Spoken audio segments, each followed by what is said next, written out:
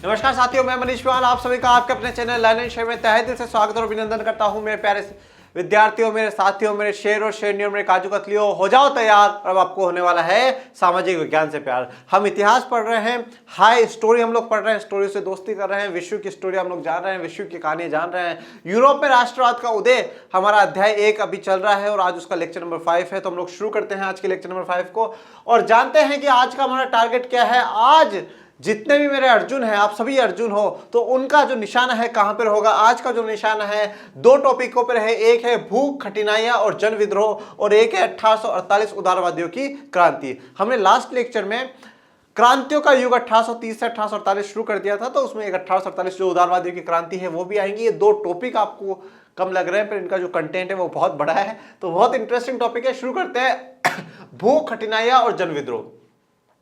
देखो अब क्या है, यूरोप का एक ऐसा समय आएगा जब क्या है वहां पे थोड़ी सी परेशानियां है ना वो बढ़ जाएंगी। परेशानियां धीरे धीरे बढ़ने लग जाएगी। जो परेशानियां हैं, जो कठिनाइयां हैं वो बढ़ेंगी और जब कठिनाइयां बढ़ेंगी तो क्या होगा, जन विद्रोह होगा। जनता क्या करेगी, विद्रोह करेगी, आंदोलन क्या है करेगी। और ये बढ़ क्यों रहा है, ये प्रॉब्लम आ क्यों रही है, ये प्रॉब्लम है जनसंख्या के कारण।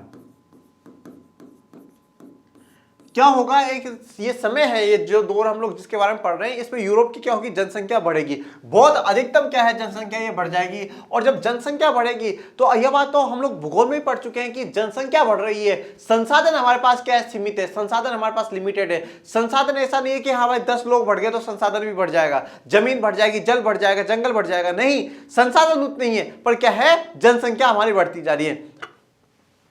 तो जब जनसंख्या बढ़ रही है और संसाधन हमारे पास क्या है, सीमित है, संसाधन हमारे पास क्या है, लिमिटेड है। और जब संसाधन हमारे पास लिमिटेड है पर वो संसाधन सभी में बांटने तो पड़ेंगे ना, तो क्या होगा, शेयर कम हो जाएगा, सबका हिस्सा कम हो जाएगा। और जब हिस्सा कम होगा तो क्या होगा, महंगा होगा। जैसे फॉर एग्जांपल आप मुझे बताइए, आप एग्जाम देने जाते हैं, आप लोग पेन लेकर के नहीं जाते हैं। 10 बच्चे गए दुकानदार के पास, स्कूल के पास में दुकान थी और बोला अंकल अंकल हमें पेन दे दो, पर उस दुकानदार के पास क्या है, सिर्फ 5 ही पेन है और लेने वाले 10 है। वो वैसे ही क्या करेगा, रेट बढ़ा देगा कि भाई एक पेन 10 का था, वो बोलेगा 20 का, जिसको लेना लो। क्यों हुआ ये, क्योंकि जनसंख्या बढ़ गई, 10 जनों की लेने वालों की है, पर संसाधन तो लिमिटेड है। 5 ही पेन थे उसके पास, तो उसने क्या करा, महंगाई कर दी। तो ये महंगाई क्या होगा, यहां पे महंगाई होगी। और जब महंगाई हो जाएगी तो क्या होगा, जन विद्रोह होगा। हमारे देश में भी तो हुआ, जब विश्व युद्ध खत्म होता है तो कर ज्यादा से ज्यादा सरकार लगाती है हमारे देश के लोगों पे, किसानों पे लगाती है, तो उससे महंगाई बढ़ाई जाती है और महंगाई से क्या होता है, जन विद्रोह खड़े होते हैं। तो ये जन विद्रोह जो है ये यूरोप में भी हमें देखने को मिल रहा है और ये कठिनाइयों में हम लोग कुछ चर्चा कर रहे हैं। 1830 का दशक यूरोप में भारी कठिनाइयां लेकर आता है। 19वीं सदी के प्रथम भाग में, अब देखो क्या बोला, 19वीं सदी के प्रथम भाग में, मतलब देखो 19वीं सदी का मतलब है 1800 से लेकर के ये वाला दौर, 1801 से लेकर के 1900 वाला जो दौर है ये 19वीं सदी कहलाता है। उन्होंने क्या बोला, प्रथम भाग में, प्रथम भाग का मतलब 1801 से लेकर के 1850 वाला जो भाग है ये प्रथम भाग है। तो पहले भाग में पूरे यूरोप में जनसंख्या में जबरदस्त वृद्धि हुई, तो इंक्रीमेंट जो हुआ है पॉपुलेशन में वो बहुत गजब का हुआ है। तो जब पॉपुलेशन बढ़ी है, संसाधन सीमित है, तो क्या होगा, दबाव किस पे आएगा, संसाधनों पे आएगा। जब संसाधनों पे दबाव आएगा तो वो महंगाई बढ़ाएंगे ही बढ़ाएंगे। ज्यादातर देशों में नौकरी ढूंढने वालों की तादाद उपलब्ध रोजगार से अधिक थी। अब नौकरी ढूंढने वाले ज्यादा हैं और रोजगार क्या है, कम है। क्यों, क्योंकि जनसंख्या बढ़ गई। जैसे कि जनसंख्या के मैंने आपको चित्र दिखाया है, जनसंख्या जब समय के साथ बढ़ती जाती है थोड़ी सी क्या है, समस्या है, क्रिएट करती है। वैसे आप लोगों ने 9th क्लास में पढ़ा भी होगा अर्थशास्त्र में कि जनसंख्या को हम चाहे तो मानव पूंजी की तरह भी प्रयोग में ले सकते हैं। और ये मानव पूंजी कैसे बनाया जाता है, शिक्षा से और स्वास्थ्य पे उनके खर्चा करके मानव पूंजी बना सकते हैं। परंतु ये बात हमेशा ध्यान रखिएगा, अति सर्वत्र वर्जित है। कोई भी चीज जब लिमिट क्रॉस कर जाती है ना तो गलत होती है। जनसंख्या एक हद तक होना बहुत अच्छी बात है, ठीक है। आज जैसे ऑस्ट्रेलिया बहुत बड़ा महाद्वीप है, पूरा देश, पूरे महाद्वीप पर एक अकेला देश फैला हुआ है और उनकी जनसंख्या टोटल 2 करोड़ है। ऐसे देश के लोगों को जनसंख्या बढ़ानी चाहिए। वहां पर तो सरकार को बल्कि स्कीम चलानी चाहिए कि हाँ भाई जितने बच्चे होंगे ज्यादा से ज्यादा उनको क्या होगा, ज्यादा ज्यादा बेनिफिट सरकार देगी। पर चाइना हो गया, भारत हो गया, हम जैसे देशों को क्या है, थोड़ा सा कंट्रोल करना चाहिए, ठीक है। इसका मतलब ये नहीं कि हाँ जनसंख्या को मानव पूंजी बना करके इन्वेस्ट कर सकते हैं, पर नहीं, उसके थोड़े से नुकसान भी है। जो नुकसान हम लोग प्राकृतिक नुकसान भी देखते हैं, आर्थिक नुकसान भी देखते हैं, सामाजिक नुकसान भी हम लोग देखते हैं। ग्रामीण क्षेत्रों की अतिरिक्त आबादी शहर जाकर भीड़ से भरी गरीब बस्तियों में रहने लगी। अब देखो, ग्रामीण क्षेत्रों से कहां जा रहे हैं? शहरों की ओर जा रहे हैं। शहरों की ओर जो जा रहे हैं ये क्या है? पलायन है। क्या कहा जाता है इसे? पलायन कहा जाता है, माइग्रेशन।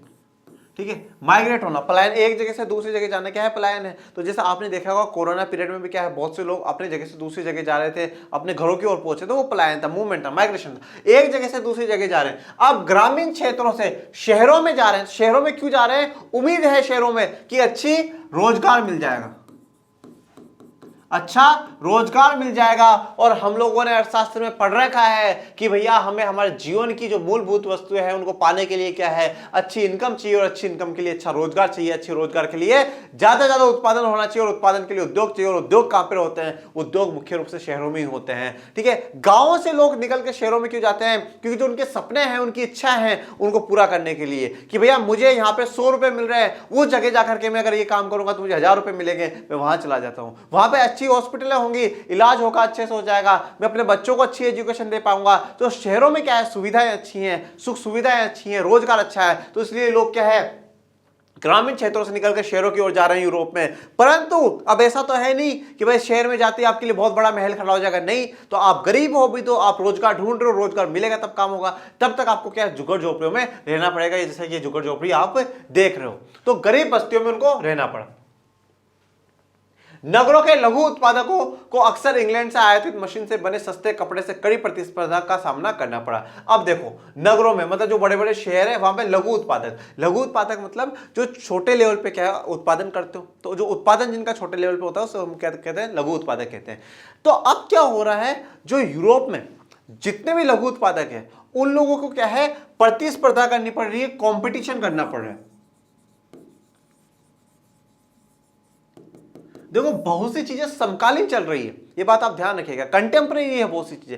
ये यूरोप में राष्ट्रवाद का उदय और औद्योगिक क्रांति, ये समकालीन है। औद्योगिक क्रांति भी चली है, और औद्योगिक क्रांति ने क्या करा है? इंडस्ट्रियल रिवोल्यूशन जिसे हम लोग कहते हैं, इंडस्ट्रीज बनाई है, ज्यादा उद्योग बनाए। अब क्या होता है, जो काम पहले 10 लोग करते थे अब वो अकेली एक मशीन कर देती है। तो ये 9 लोगों का क्या है? काम खा जाती है। एक जना तो फिर भी मशीन को ऑपरेट करने के लिए चाहिए, पर 9 लोगों का क्या है? रोजगार खा जाती है। तो इससे गरीबी क्या है? बढ़ती है। तो रोजगार क्या है? इससे कम हो रहा है। तो जब औद्योगिकरण हुआ, अब औद्योगिकरण में क्या है? जब मशीनों में क्या है? जल्दी काम हो जाता है, पैसा कम लगता है, और जल्दी काम होने लग जाता है। तो उससे क्या हुआ, जो लघु उत्पादक है, अब ये लघु उत्पादक तो क्या कर रहे हैं बेचारे? हाथों से काम कर रहे हैं, मशीन भी है तो कोई बहुत छोटी मोटी है।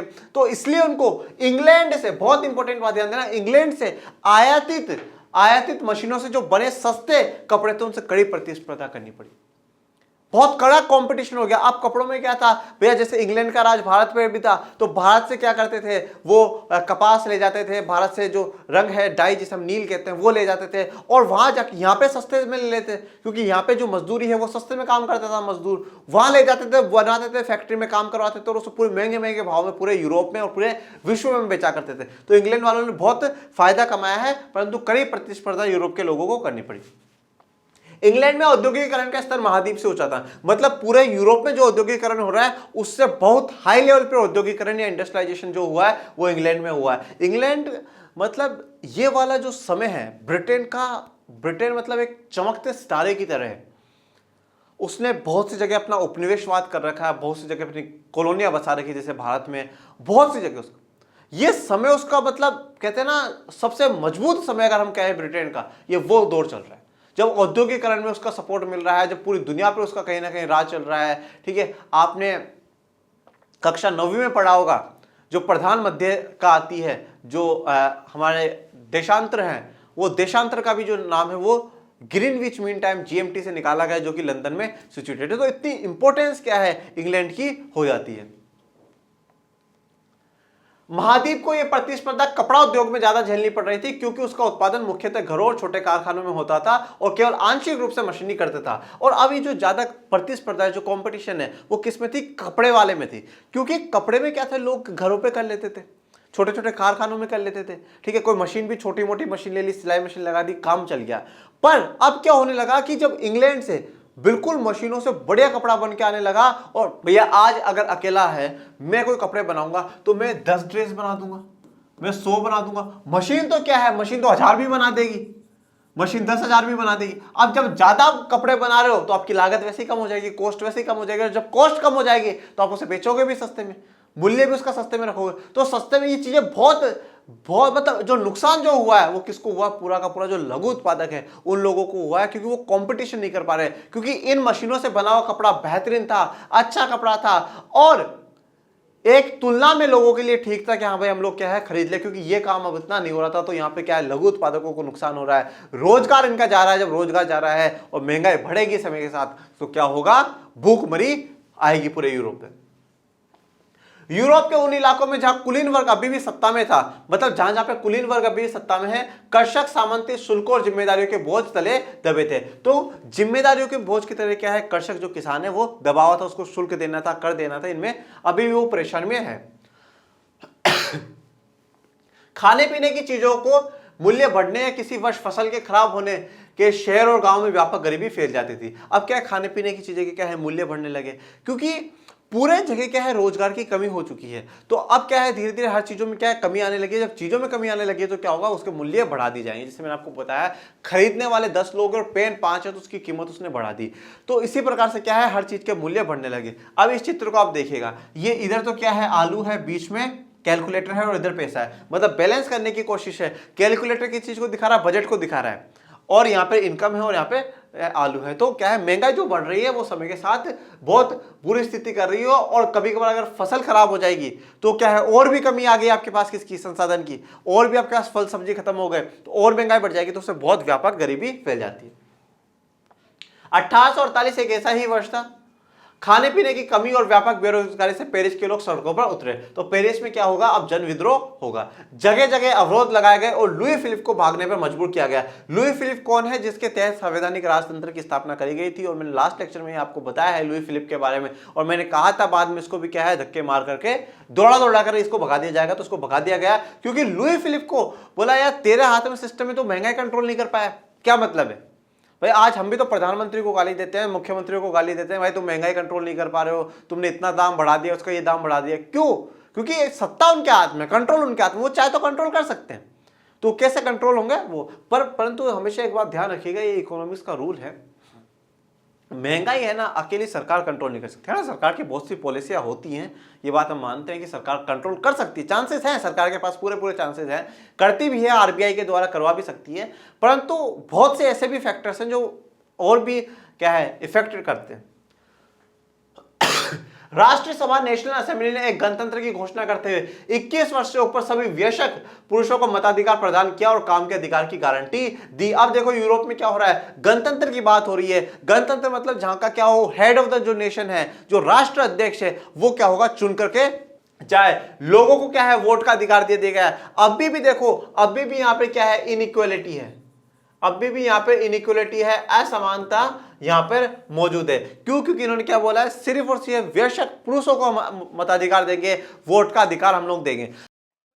नेपोलियन ने इतना एम्बिशियस इंसान वो था, परंतु फिर भी उसकी सोच थोड़ी सी क्या थी, रूढ़िवादी सोच थी, पिछड़ी सोच थी उसकी। महिलाओं को उसने आवश्यक बोला कि महिलाएं क्या है, आवश्यक है, महिलाएं गलत हैं, महिलाओं को पिता और पति के अधीन करके उसने रखा। तो अभी तक भी वैसी ही व्यवस्था हमें क्या है देखने को मिल रही है। तो 21 वर्ष के ऊपर के पुरुषों को वोट का अधिकार दिया और सबको काम के गारंटी दी कि काम सबको मिलेगा। रोजगार उपलब्ध कराने के लिए राष्ट्र कारखाने खोले गए, तो कारखाने खोले जा रहे हैं, मतलब उद्योग लगाए जा रहे हैं, जिससे क्या हो, राष्ट्रीय उद्योग है, मतलब सरकारी उद्योग है, जिससे काम लोगों को ज्यादा मिल सके। इससे पहले 1845 में सिलेशिया में बुनकरों ने उन ठेकेदारों के खिलाफ विद्रोह कर दिया। सिलेशिया जगह का नाम है, और बुनकर कौन होते हैं, जो बुनाई करते हैं, जो भी हम बुनाई करते हैं उसके ऊपर डिपेंड करता है। तो वहां जो बुनाई जो कर रहे हैं, हाथों से जो बुनाई कर रहे हैं, मशीनों से बुनाई होना एक अलग है, और ये हाथों से जो बुनाई कर रहे हैं उनको हम क्या है, बुनकर कहते हैं, वीवर्स हम उनको कहते हैं। तो 1845 में जो बुनकर है उन्होंने ठेकेदार के खिलाफ क्या है विद्रोह कर दिया था, जो उन्हें कच्चा माल देकर निर्मित कपड़ा लेते थे परंतु दाम बहुत कम देते थे। अब क्या है, जो बड़े बड़े ठेकेदार थे वो क्या करते थे, इनसे भी बनवा लेते थे। तो इनको जब कच्चा माल देते थे और जब इनको बनाने की जो कीमत है ना वो बहुत कम दे रहे हैं, तो इनको बनाने की जो कीमत है वो बहुत कम दे रहे हैं, जो कीमत कम मिल रही है, तो इनको क्या ठेकेदारों के प्रति गुस्सा होगा, और मतलब इनको गजब ही क्या होगा ठेकेदारों की, ये डिशुम ठेकेदारों के साथ कर देंगे, और उनके घर में जाकर के फर्नीचर तोड़ के आ जाएंगे, उनके कांच वाच तोड़ के आ जाएंगे, पूरा मतलब पूरे वहां पे हिला देंगे ठेकेदारों को कि भाई तुम हमारे साथ क्या है गलत कर रहे हो। 4 जून को दोपहर 2 बजे बुनकरों की एक भीड़ अपने घरों से निकली। 4 जून को दोपहर 2 बजे अपने घरों से निकली और 2 कतारों में चलते हुए ठेकेदारों की कोठी पहुंची। वे ज्यादा मजदूरी की मांग कर रहे थे। तो वो ये चाहते थे बुनकर की हमें क्या हो, ज्यादा पैसा मिले, ज्यादा मजदूरी हम लोगों को मिले, क्योंकि जो ठेकेदार है वो भी ज्यादा पैसे कमाते तो हमें भी ज्यादा पैसा मिले।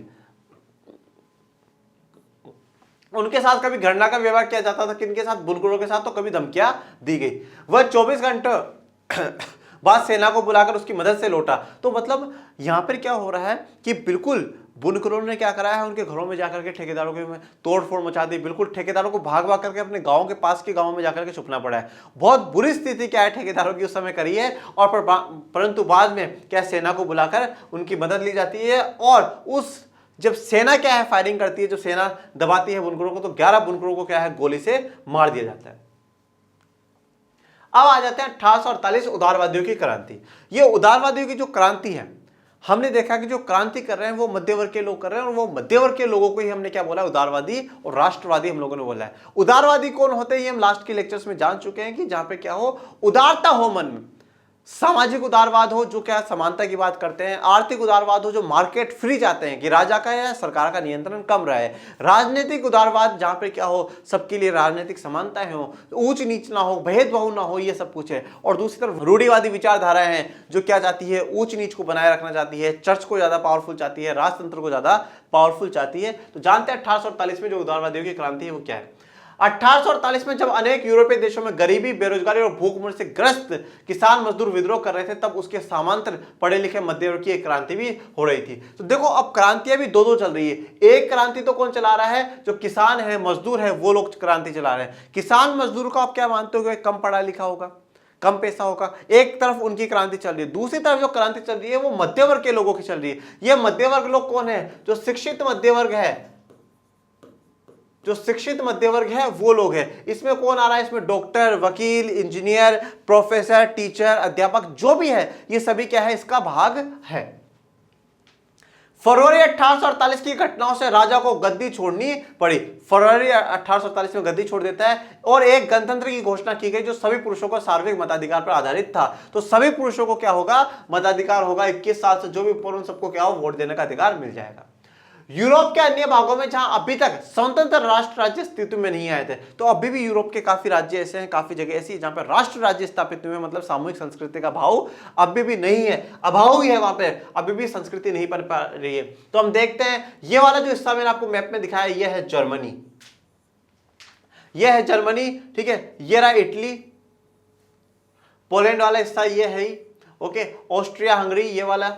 तो ये जो सभी है उदारवादियों के, मध्य वर्गों के स्त्री पुरुषों ने संविधानवाद की मांग को राष्ट्रीय एकीकरण की मांग से जोड़ दिया। अब देखो दो डिमांड यहां पे साथ साथ चल रही। एक बात है संविधानवाद। देखो संविधान और संविधानवाद, कॉन्स्टिट्यूशन और कॉन्स्टिट्यूशनलिज्म में क्या फर्क होता है। संविधान क्या है, संविधान एक डॉक्यूमेंट है, ठीक है, बहुत ध्यान से ये बात आप समझिएगा। संविधान क्या है, संविधान एक डॉक्यूमेंट है जिससे देश को चलाया जाता है, ठीक है। तो एक दस्तावेज है जिससे देश को चलाया, जैसे भारत का संविधान, अमेरिका का संविधान, जापान का संविधान, ये संविधान है। संविधानवाद क्या है, संविधानवाद है फिलोसफी है, विचार है संविधानवाद। संविधानवाद कहता है limiting the power of the government, सरकार की पावर को लिमिटेड कर देना, लिमिट लगा देना सरकार की पावर पे। अब ये जो सरकार की पावर पे लिमिट लगाना है, सरकार की जो पावर है, जो राजनीतिक शक्तियां है, जो सत्ता है, सत्ता की सरदारी में मैंने आपको पढ़ाया ना, राजनीतिक जो शक्तियां हैं उस सरकार की पावर पे क्या कर दी जाए, लिमिट लगा दी जाए, रोक लगा दी जाए, उस हम क्या कहते हैं, संविधानवाद कहते हैं। अब ये संविधानवाद होगा कैसे, कानून का राज हो भाई, कानून का राज, और कानून के राज में क्या हो, कानून का राज होगा तो सभी बराबर होंगे भैया। जैसे आज हमारे देश में कानून का राज है, प्रधानमंत्री, राष्ट्रपति कोई अपने मर्जी से नहीं कर सकता, कानून का राज, ठीक है। किसी को भी जो भी गलती करेगा उसको सजा होगी, ठीक है। 5 साल बाद, हर 5 साल बाद चुनाव होंगे, ये भी सिस्टम है, ये भी संविधानवाद का तरीका। संविधान खुद एक एग्जाम्पल है, उदाहरण है संविधानवाद का। क्यों, क्योंकि कोई भी सरकार संविधान से बाहर जाकर के काम नहीं कर सकती, तो संविधान भी उदाहरण है संविधानवाद का। तो संविधानवाद क्या कहता है, संविधानवाद कहता है कि जो सरकार है, जो राजा है, उसकी शक्तियों को कम कर देना या लिमिट कर देना, लिमिट लगा देना कि भाई इससे ज्यादा बाहर काम नहीं कर सकती सरकार, तो वो कहता है संविधानवाद। अब यहाँ पे संविधान की मांग को राष्ट्रीय एकीकरण से जोड़ दिया गया, मतलब बार बार संविधान की बात होती है, राष्ट्रीय एकीकरण के लिए कह रहे हैं संविधान हमारा जरूरी है, एक प्रारूप हो, एक संविधान हो, उसमें हम सब लोगों को क्या है जोड़ के चल सके। वापस से एक ही मुद्दा उठाऊंगा और वो मुद्दा है अपनेपन का भाव, बस, इसके अलावा कुछ भी नहीं है। पूरा यूरोप के राष्ट्रवाद का उदय यही है कि अपनेपन का भाव, साझा संस्कृति हो, राष्ट्र राज्य का निर्माण हो, संविधान की बात होती है, संविधानवाद की बात होती है, राष्ट्रीय एकीकरण की बात हो रही है। उन्होंने बढ़ते जन असंतोष का फायदा उठाया और एक राष्ट्र राज्य के निर्माण की मांगों को आगे बढ़ाया। तो जो क्रांतिकारी हैं वो क्या कर रहे हैं, उन्होंने इस असंतोष का फायदा उठाया, जो लोगों में निराशा है, लोगों में जो गुस्सा है, उसके प्रति क्या हुआ, जागरूक हुए और लोगों से बोला एक राष्ट्र राज्य हम बनाए। एक राष्ट्र राज्य बनाना मतलब सामूहिक संस्कृति की बात हम लोग करें। यह राष्ट्र राज्य संविधान, प्रेस की स्वतंत्रता और संगठन बनाने की आजादी जैसे संसदीय सिद्धांतों पर आधारित है। वेरी वेरी इंपॉर्टेंट, क्या बोल रहा है, संसदीय सिद्धांत। संसद क्या होती है, संसद जहां पे कानून बनाए जाते हैं, जैसे भारत की संसद है जिसमें लोकसभा, राज्यसभा और राष्ट्रपति उसका भाग है संसद। तो संसदीय सिद्धांतों पर मतलब जहां पे संसद में अब कौन चुनेगा, जो नेता उनको कौन चुनेगा, लोग, मतलब लोकतांत्रिक क्या हो, विधि हो, लोकतांत्रिक आधार हो। किस किस चीज की मांग करिए, संविधान की मांग करिए। बहुत इंपॉर्टेंट बात है, प्रेस की स्वतंत्रता। मैंने आपको पहले ही कहा था कि जब 1815 में वियना की संधि होती है और वहां पे प्रेस में सेंसरशिप लगा दी जाती है, तो वहां से एक नारा निकलता है, प्रेस को आजाद करो, प्रेस की आजादी। तो प्रेस की आजादी, प्रेस की स्वतंत्रता है, ये बहुत इंपॉर्टेंट डिमांड है। और संगठन बनाने की आजादी। तो देखो आज हमारे भारत के संविधान में जो अनुच्छेद 19 है, अनुच्छेद 19 से जो मौलिक अधिकारों का है, उसमें प्रेस की स्वतंत्रता, संगठन बनाने की आजादी भी हमें दी जाती है कि हम अपने कोई से भी संगठन बनाएं और हम क्या है विरोध सरकार का कर सकते हैं, सरकार के खिलाफ जा सकते हैं। इन बातों की मांग हो रही है, संसदीय सिद्धांत है। और सबसे जो इंपॉर्टेंट डिमांड है वो सिर्फ और सिर्फ एक ही चीज की है, कॉन्स्टिट्यूशन, संविधान, संविधान, संविधान, संविधान। संविधान सब कुछ है। आप पूरे यूरोप में राष्ट्रवाद के उदय में देख लो, भारत के राष्ट्रवाद के उदय में आप देख लो, जो अंतिम लक्ष्य है वो सिर्फ और सिर्फ ये है, क्या हो, हमारा संविधान होना चाहिए, हमारी कानून व्यवस्था होनी चाहिए। तो संविधान बहुत इंपॉर्टेंट है, संविधान सर्वोच्च है, संविधान को अभी भी पहचानो, संविधान को कभी नहीं खत्म होना चाहिए, क्योंकि संविधान जिस दिन खत्म हो जाएगा, हम संविधान को नहीं समझ पाएंगे, उस दिन जो हमारी सरकारें हैं, हमारे राजा हैं, वो निरंकुश होकर के हमारे सिर पर बैठ जाएंगे, फिर हमें भी क्या ऐसी क्रांतियां करनी पड़ेगी। जर्मन इलाकों में बड़ी संख्या में राजनीतिक संगठनों ने फ्रैंकफर्ट शहर में मिलकर एक सर्व जर्मन नेशनल असेंबली के पक्ष में मतदान का फैसला लिया। अब फ्रैंकफर्ट क्या है, जगह है जर्मनी में, ठीक है, वहां पे सबने मिलकर एक सर्व जर्मन नेशनल असेंबली बनाने का फैसला लिया। उसके लिए क्या है, वोटिंग वहां पे लोगों ने करी। ये देखो, ये भैया ये पूरा जर्मनी है, ये पूरा जर्मनी है, और ये आपको रेड वाले पार्ट में दिख रहा है, ये वहां की एक सिटी है फ्रैंकफर्ट, ठीक है। इस सिटी में उन्होंने क्या करा है, आयोजन करा है वोटिंग का, और यहां पे वो सर्व जर्मन नेशनल असेंबली बनाएंगे। 18 मई 1848 को 831 निर्वाचित प्रतिनिधियों ने, कितने निर्वाचित प्रतिनिधि है, कितनों को चुना है जर्मन असेंबली ने, 831 लोगों को चुना है, एक सजे धजे जुलूस में जाकर फ्रैंकफर्ट संसद में अपना स्थान ग्रहण कर लेते हैं। मतलब क्या है, बिल्कुल जो 831 लोग हैं, बिल्कुल बढ़िया जुलूस निकाला जाता है, सजा धजा जुलूस है, और उसमें 831 जो लोग हैं वो फ्रैंकफर्ट में एक संसद बनाते हैं, वहां जाकर के बैठ जाते हैं और वहां पे एक अब संविधान का प्रारूप तैयार करेंगे। यह संसद सेंट पॉल चर्च में आयोजित करी गई। तो फ्रैंकफर्ट में एक जगह है सेंट पॉल चर्च है, उसमें क्या है, यह संसद आयोजित करी गई और उन्होंने एक जर्मन राष्ट्र के लिए एक संविधान का प्रारूप तैयार करा। प्रारूप का मतलब क्या होता है, ड्राफ्ट होता है। प्रारूप का मतलब क्या होता है, ड्राफ्ट होता है कि भाई हमारा संविधान क्या होगा, ऐसा ऐसा होगा। जैसे कि हमारे भारतीय संविधान में भी एक प्रारूप समिति बनाई गई थी, ड्राफ्टिंग कमेटी बनाई गई थी, जिसमें टोटल 7 मेंबर थे, और उसके जो अध्यक्ष थे, जिन्हें हम भारत का संविधान निर्माता कहते हैं, परम पूज्य बाबा साहब अंबेडकर थे। तो ऐसा एक प्रारूप तैयार करा गया संविधान का कि जर्मनी का क्या होगा, एक ऐसा संविधान होगा। इस राष्ट्र की अध्यक्षता एक ऐसे राजा को सौंपी गई जिसे संसद के अधीन रहना था। मतलब अब क्या है, राष्ट्र की अध्यक्षता कौन करेगा, राजा ही करेगा, पर वो किसके अधीन होगा, संसद के अधीन होगा। और संसद किसके अधीन है, संविधान के अधीन है। और संविधान ने किसको पावर दी है, लोगों को पावर दी है। मतलब ये कैसी व्यवस्था हो जाएगी, संवैधानिक राजतंत्र वाली व्यवस्था कहलाएगी, संवैधानिक राजतंत्र वाली है ये व्यवस्था कहलाएगी। अब ये राजा किसको चुन रहे हैं, जब प्रतिनिधियों ने पर्शिया के राजा फ्रेडरिक विलेम चतुर्थ, ये फ्रेडरिक विलेम फोर्थ या फ्रेडरिक विलियम चतुर्थ जिसे हम हिंदी में कहेंगे, उसको ताज पहनाने की पेशकश की तो उसने उसे अस्वीकार कर उन राजाओं का साथ दिया जो निर्वाचित सभा के विरोधी थे। अब देखो मेरी बात बहुत ध्यान से सुनना, जो संसद चुनकर के आई है, इस संसद में टोटल 831 मेंबर है, ठीक है। इन्होंने मीटिंग कहां पे करी है? फ्रैंकफर्ट में करी है। फ्रैंकफर्ट में कहां पे? सेंट पॉल चर्च में करी है। बहुत ध्यान सुनना, 831 लोग हैं। इन्होंने अपना राजा किसको चुना है? जो पर्शिया का राजा है फ्रेडरिक विलियम चतुर्थ, उसको क्या है, वो राजा बनाना चाहते हैं, उसको क्या है, गद्दी सौंपना चाहते हैं। उसको जब बोला भाई आप राजा बन जाओ, ये बोले मैं नहीं बनूंगा। बोले क्यों नहीं बनूंगा? ये क्या है, ये रूढ़िवादी लोग हैं, राजा रूढ़िवादी लोग, ये राजतंत्र चाहता है। पर जर्मनी में तो संवैधानिक राजतंत्र आ गया, जो संसद के अधीन होगा, संसद सुप्रीम होगी, मतलब इन 831 के अधीन में राजा होगा। तो ये तो चाहेगा नहीं कभी कि मैं किसी के अधीन में हूं, तो इसलिए ये मना कर देता है और ये उन लोगों का सपोर्ट करता है जो क्या हो, निर्वाचित प्रणाली के विरोध में हो, जो एक विरोध कर रहे हैं कि भाई ये जो चुना गया है ये गलत सिस्टम है और राजा को ही क्या हो, टॉप पे रहो। तो ये क्या है, मना कर देता है, मैं राजा नहीं बनूंगा। जहां कुलीन वर्ग और सेना का विरोध बढ़ गया, वहीं संसद का सामाजिक आधार कमजोर हो गया। तो जहां जहां पे कुलीन वर्ग है, तो कुलीन वर्ग ने सेना की मदद लेकर के क्या करा है, सामाजिक जो आधार उसे दबा दिया और संसद की जो ताकतें हैं उनको कम कर दिया। संसद में मध्य वर्गों का प्रभाव अधिक था, जिन्होंने मजदूरों और कारीगरों की मांगों का विरोध किया, जिससे वे उनका समर्थन खो बैठे थे। अब देखो मध्य वर्ग क्या है, मध्य वर्ग भी क्या हो रहा है, कारीगरों और मजदूरों के खिलाफ काम करने लगा। जब उनके विरोध करने लगा तो उनका क्या समर्थन छूट गया। जैसे भारत के राष्ट्रवाद में क्या हुआ था, जब कांग्रेस व्यवसाय बिजनेसमैनों के साथ जाने लगी, उनका थोड़ा सपोर्ट मिलने लगा, तो जो मजदूर है, जो किसान है, वो थोड़ा सा कांग्रेस से छिटकने लगे या दूर होने लगे। तो वही बात यहां पर भी नजर आ रही। अंत में सैनिकों को बुलाया गया और असेंबली भंग होने पर मजबूर हो गई। तो जो असेंबली बनाई गई, जो संसद बनाया गया था, वो अब भंग हो चुकी है, खत्म हो चुकी। उदारवादी आंदोलन के अंदर महिलाओं को राजनीतिक अधिकार प्रदान करने का मुद्दा विवादास्पद था। हालांकि आंदोलन में वर्षों से बड़ी संख्या में महिलाओं ने सक्रिय रूप से भाग लिया था। यूरोप के सभी देशों को देख लो, ठीक है, सब बहुत बड़े बड़ा ज्ञान दे रहे हैं, समानता चाहते हैं, स्वतंत्रता, बंधुत्व, समानता की बात ये लोग कर रहे हैं, परंतु महिलाओं को लेकर के, महिलाओं को मताधिकार देकर के देने के, वोटिंग राइट्स को लेकर के विवादास्पद मुद्दा था, कंट्रोवर्शियल मुद्दा था। दे या ना दे, महिलाओं को वोटिंग राइट देना चाहिए, नहीं देना चाहिए। और बल्कि महिलाओं ने बड़ी संख्या में क्या करा है, एक सक्रिय रूप निभाया। हर जगह बहुत बड़ी पार्टिसिपेशन महिलाओं ने करा है, हर जगह भीड़ में बहुत बड़ा हिस्सा लिया है। जैसे कि ये एक आपको आंदोलन में दिख रहा है, महिलाओं का आंदोलन चल रहा है।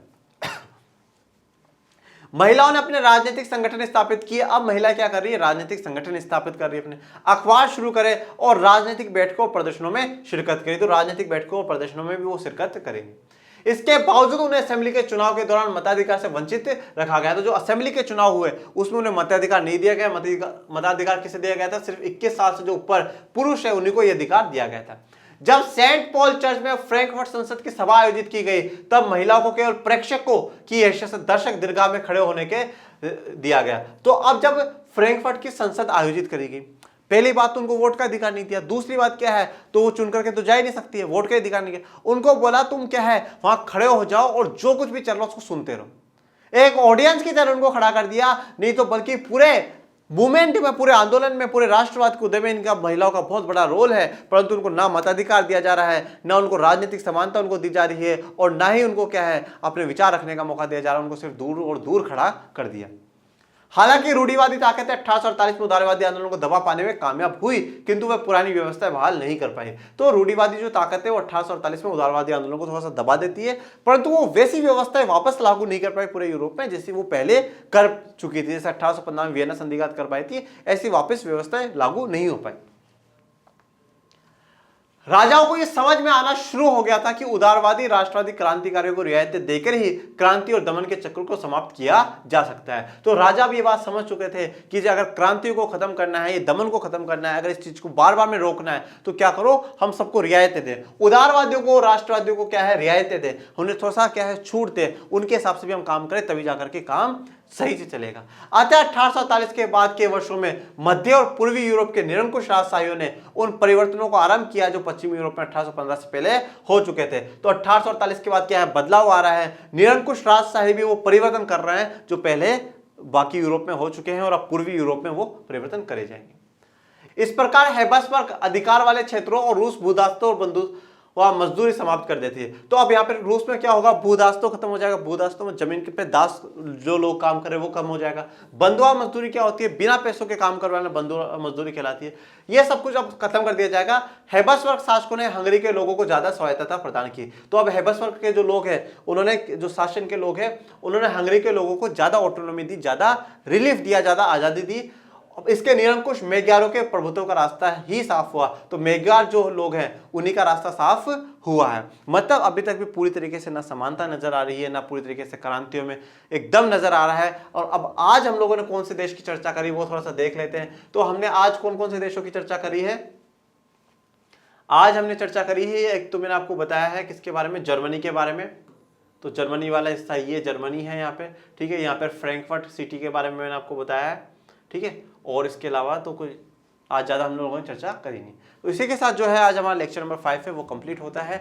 आपको कोई भी प्रॉब्लम आई हो तो आप प्लीज़ कमेंट बॉक्स में हमसे जरूर पूछिएगा।